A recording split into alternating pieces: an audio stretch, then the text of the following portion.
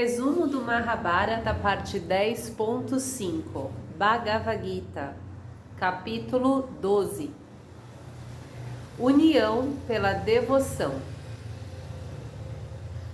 Bhakti Yoga. Arjuna. Dos que desejam estar sempre contigo e com amor meditam em ti pelo processo indicado, e daqueles que meditam no indestrutível e imanifestado, quais são os melhores yogis? Krishna. Considero melhores yogis aqueles que buscam a comunhão eterna comigo e que com a mente fixa em mim, meditam em mim com o maior fervor. Aqueles que me adoram como o ser absoluto, infinito, imanifesto, onipresente, onipotente, onisciente, incognoscível, incompreensível, inefável, invisível, eterno, imutável, e tudo.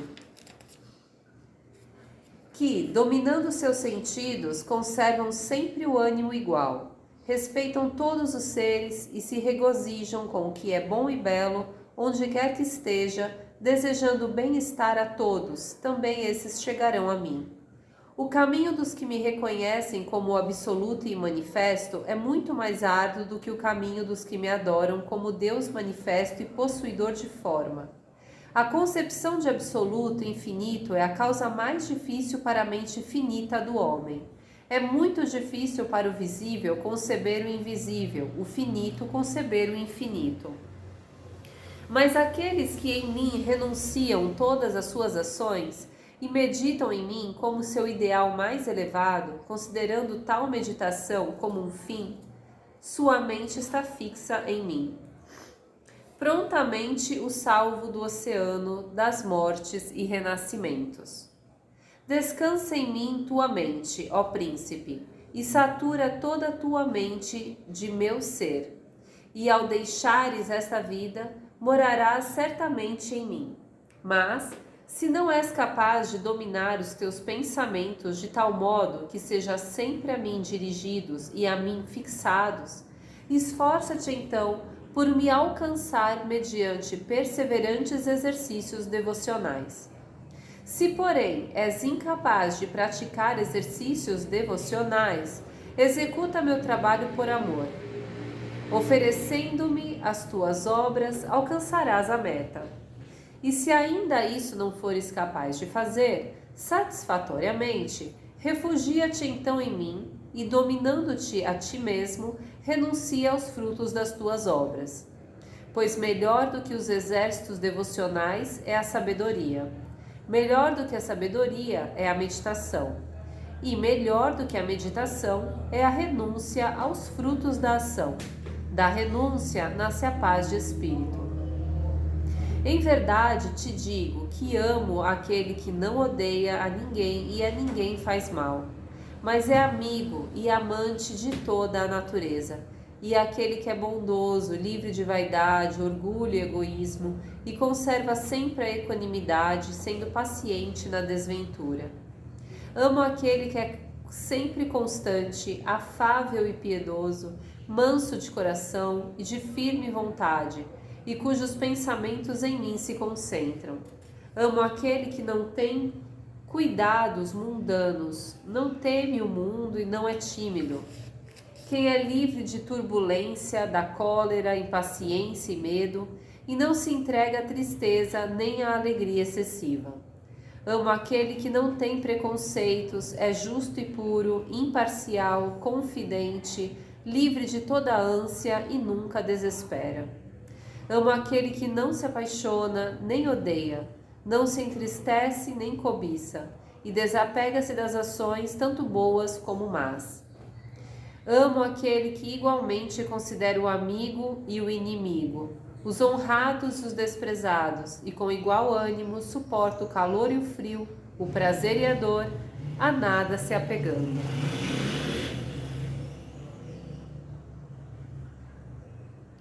Amo aquele que não murmura contra o destino, não se importa se o mundo o louva ou censura, em todo lugar está contente, firme em seu propósito, em espírito me adora. Porém, Os mais amados meus são aqueles que praticam qual indiquei este bendito e jamais falível yoga ou união, com fervor e amor tal que não sejam nenhum outro ideal superior. Capítulo 13. Kshetrajna Vibhaga Yoga, o campo e o conhecedor do campo. Arjuna. Dá-me, ó mestre, esclarecimentos a respeito daquilo que chamamos matéria e do que é o conhecimento e o conhecido, espírito. Explica-me o que é que se denomina o campo conhecedor do campo. Responde o verbo divino. Aquilo que chamas corpo, ou teu eu pessoal, ó Arjuna, alguns filósofos denominam o campo. A quem o conhecem, os sábios o chamam conhecedor do campo. Sabe que eu sou conhecedor do campo em todos os campos. A mim o discernimento entre o campo e o conhecedor do campo é a verdadeira sabedoria. Ouve agora, quero falar-te da natureza da matéria, tua organização, suas propriedades, sua origem e transmutações. Igualmente falarei do espírito e seus sinais característicos. Este assunto foi descrito de diferentes modos pelos Puranas, pelos vários Vedas e pelos aforismas de Vyasa, com suas razões e decisões. Este assunto foi descrito de diferentes modos pelos Puranas. Com o nome de natureza material, designam-se os elementos materiais, a consciência de personalidade, o intelecto, a força vital, os centros dos sentidos, a mente, os órgãos dos sentidos, o amor e o ódio, o prazer e a dor, a multiplicidade, sensibilidade e coesão. A sabedoria espiritual consiste em modéstia, sinceridade, inocência, paciência, retidão, respeito para com os superiores, castidade, constância, domínio de si próprio. Ausência de sensualidade, ausência de orgulho e vaidade, conhecimento dos males de nascimento e morte, velhice, doença e sofrimentos. Ela ensina a libertar-se dos vínculos pessoais entre o possuidor da matéria e sua mulher, seus filhos, sua casa. Da constante equanimidade e tranquilidade de espírito, tanto na ventura como na desventura. Ensina a verdadeira adoração e devoção, o auto-isolamento do mundo profano e a abstinência de divertimentos mundanos. Além disso, o amor a Deus, a persistência no verdadeiro conhecimento e a meditação sobre a verdade. Isso é chamado pelos filósofos de Jnana, o conhecimento. O contrário, ó Arjuna, é Ajnana, a ignorância. Tudo mais é ignorância. Agora, explicar-te-ei qual é o objeto do conhecimento e qual a espécie de conhecimento que confere a imortalidade. O objeto do conhecimento é Parabrahm, e não tem princípio nem fim, e não se pode chamar nem ser, nem não ser. Suas mãos, pés, cabeças e faces estão em todas as partes. Ele vê tudo e tudo ouve, e contém em si todo o universo em que mora. Sem órgãos e sentidos próprios, manifesta-se, entretanto, por todos os órgãos e sentidos do universo inteiro. É intacto e livre e contém todas as coisas, em si mesmo é sem qualidades e, contudo, tem o conhecimento de todas as qualidades e todos os atributos. Está dentro e fora de todos os seres, é movente e também imovente, é tão sutil que é imperceptível, está perto e ao mesmo tempo distante. Presente em todos os seres como seus Atmas. Ele parece fragmentado, mas realmente é indivisível. Conhecei esses Atmas como sustentadores dos corpos, reproduzindo-os e alentando-os. O Atma é a luz das luzes. Ele é o conhecimento, o conhecedor e o conhecido, mora nos corações de todos. Com essas concisas palavras, dei-te a ideia do campo, do conhecimento e o objeto do conhecimento. Os sábios que isso conhecem unificam-se comigo. Sabe, ó Arjuna, que tanto a matéria como o espírito são sem princípio e sem fim. Sabe também que da matéria procedem todas as modificações e qualidades e que, portanto, transcende a toda a matéria. A matéria, estando em contínuo movimento, produz variadíssimas e imutáveis formas. O espírito, porém, é a causa dos sentimentos de prazer e dor. O espírito recebe as impressões das propriedades que emanam da matéria. O apego a estas qualidades determina sua reencarnação em boas ou más matrizes. O Espírito Universal é espectador, diretor, protetor e possuidor. Ele é a alma do universo, a força que fecunda a matéria e permanece intacto no meio das atividades desta.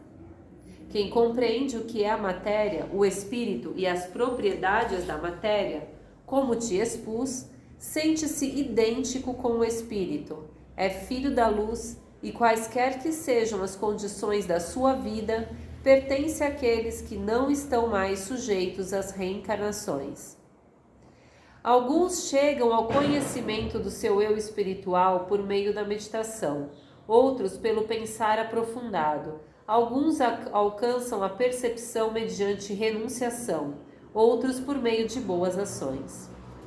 Há muitos que não descobriram esta verdade por si mesmos, e mesmo assim, e assim mesmo, mas ouviram a doutrina e os ensinos de outros, e respeitam-nos. Também estes, agindo de acordo com a doutrina, vencem a morte pela força da fé.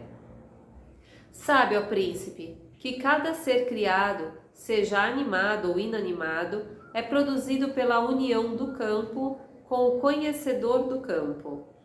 Quem vê a alma universal imanente em todas as coisas, imperecível ainda que em coisas perecíveis, esse em verdade vê.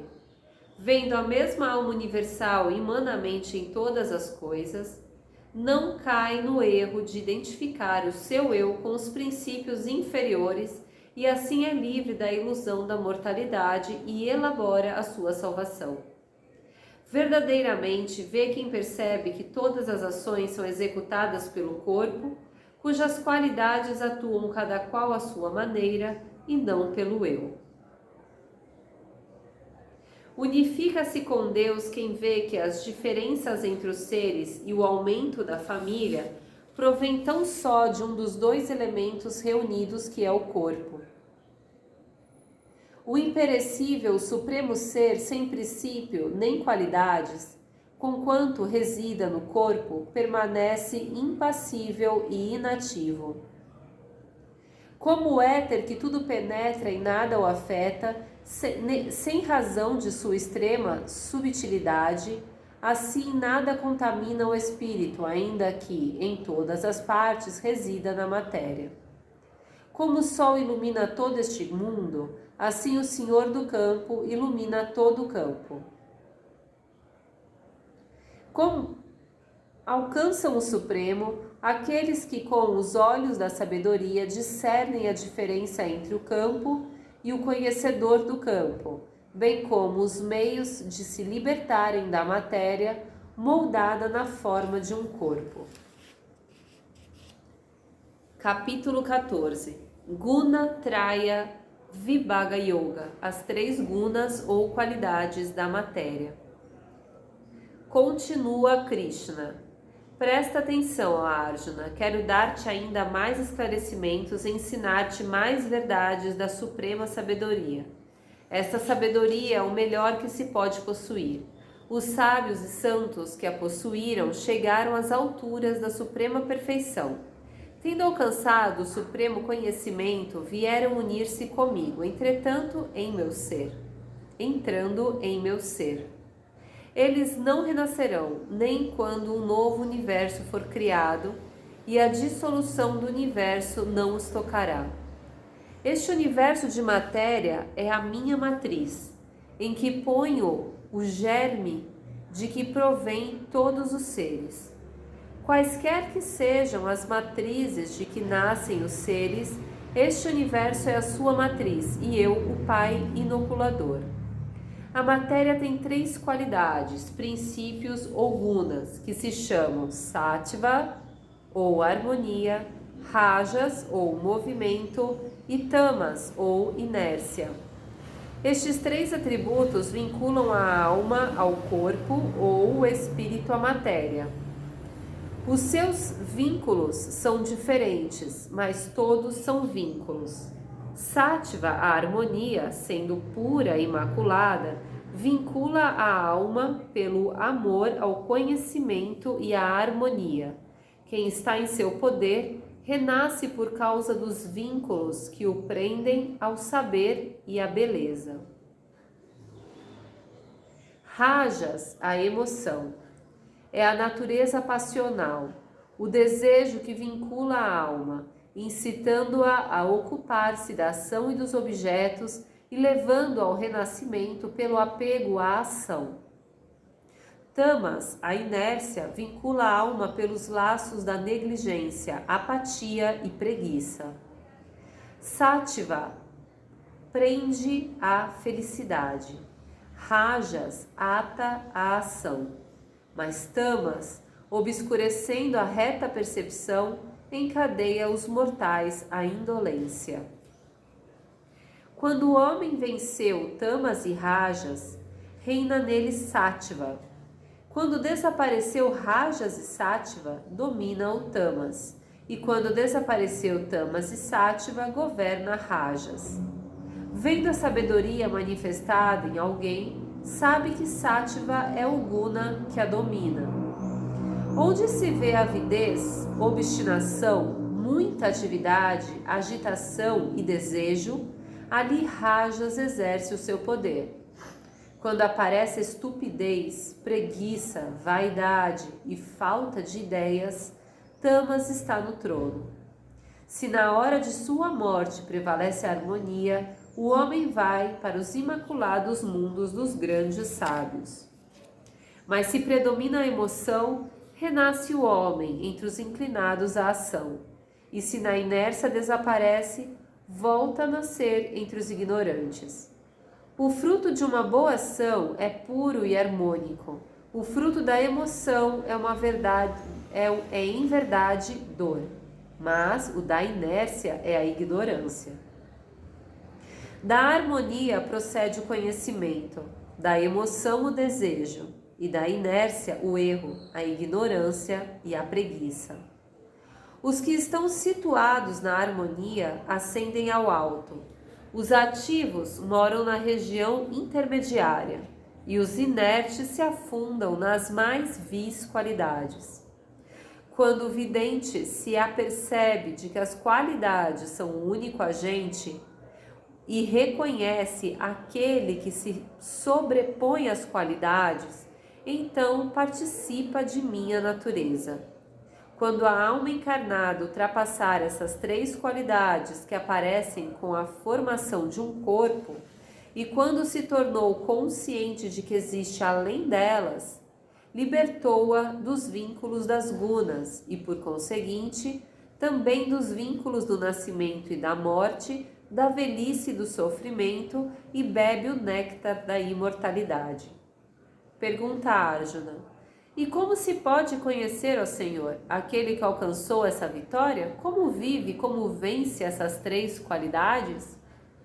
Responde Krishna: disse que ultrapassou as qualidades quem, sentindo o efeito que as qualidades produzem, percepção, ação ou ilusão, não lhe repugnam os maus frutos advindos, nem anseia pelos bons frutos frustrados.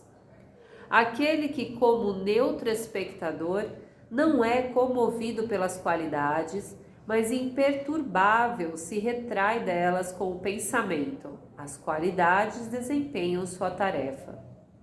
Aquele que, equânime ao prazer, no prazer e na dor, fixa-se no eu, olhando indiferente a argila, a pedra e o ouro, que firme no louvor e no vitupério, recebe com a mesma afabilidade as coisas agradáveis e desagradáveis.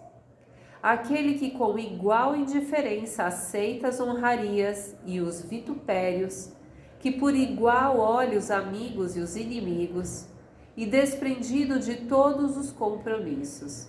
Aquele que se consagra exclusivamente a mim pela yoga da devoção, esse supera tais qualidades e unifica-se com o Eterno. Pois eu sou a causa principal de se tornar alguém o Eterno, imortal e imperecível, da conquista do sempre inesgotável poder e da bem-aventurança obtida com sincera e pura devoção. Capítulo 15. Purushottama Prapti Yoga, o conhecimento do Espírito Supremo. Continua Krishna. Os Vedas descrevem Asvata, que é uma árvore invertida, com as raízes para cima e os galhos para baixo. É imperecível e suas folhas correspondem aos hinos védicos. Quem a conhece é conhecedor dos Vedas. Seus galhos alçam-se para o céu e vergam-se até a terra. Sua seiva nutriz representa as gunas, e seus rebentos equivalem aos objetos sensórios. Suas radículas pendentes até o solo significam as ações engendradas no mundo dos homens, que os reatam com laços cada vez mais apertados.